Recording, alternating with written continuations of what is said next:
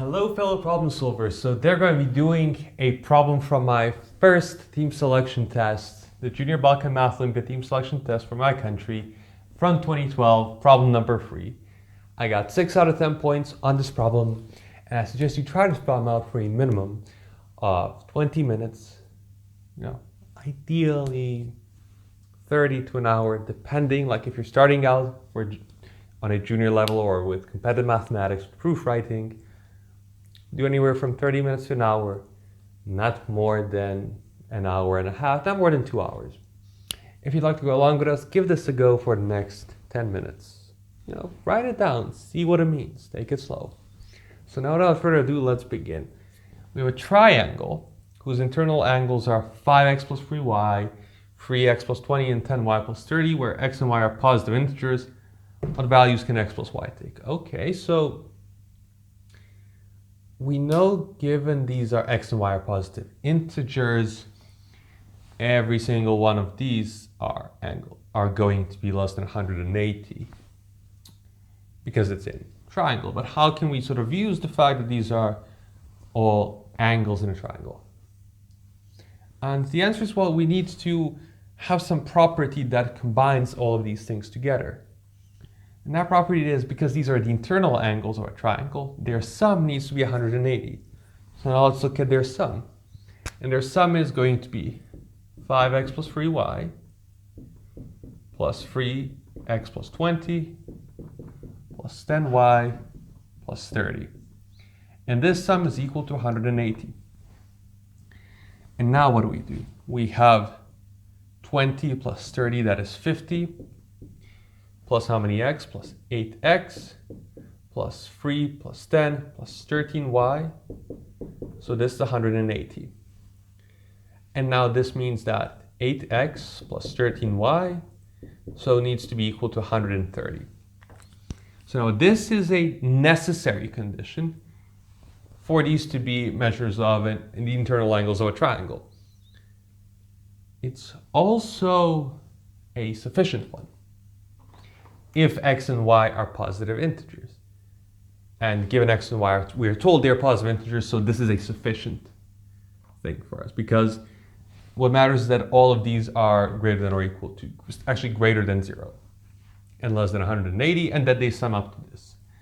If this remains true, because this is greater than all of these, or it should be, it seems like we might be in the clear just by doing that. So 130 is 8x plus 3y. How do we solve this? And here's where divisibility comes in. So 13y, if this is then divisible by 130 is 10 times 13. So this is divisible by 13. And so this must be as well. And now what does that tell us? That tells us that 13 divides x. So we must have 13 divides x, because 13 divides this and this.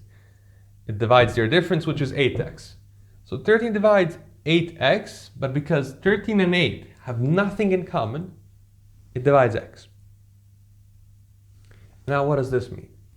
Well, this means that there exists some z such that 13 times z is equal to x. And now let's see, what does this transform into? This turns into 13 times 8 times z plus 13 times y is 130, or 13 times 10. And now if we cancel the 13s, we get that 8z plus y needs to be equal to 10, where z, mind you, needs to be a positive integer. And now, given both z and y need to be positive integers, what can z be? If z is 1, we have y is 2. And then we get x is 13, y is 2, that's a solution. If z is 2 or bigger, then this thing right here, then 8z is going to be bigger than or equal to 16. So now we can actually maybe formalize that to write this is going to be greater than 8z, right? Because y is a positive integer. And this means that z is going to be less than 10 over 8, which is 5 over 4, which is equal to 1.25. Now, because z is an integer, this forces z to be equal to 1, which then forces y to be equal to 2. And this also makes x equal to 13. So x and y are forced to be 13 and 2, which means the sum, the only value the sum can take, x plus y, is equal to 15. And this finishes the problem. Now, were there other ways to go about doing this? Perhaps, but I think this way was perhaps the most, seems intuitive enough to me. Doing it like this, taking these steps.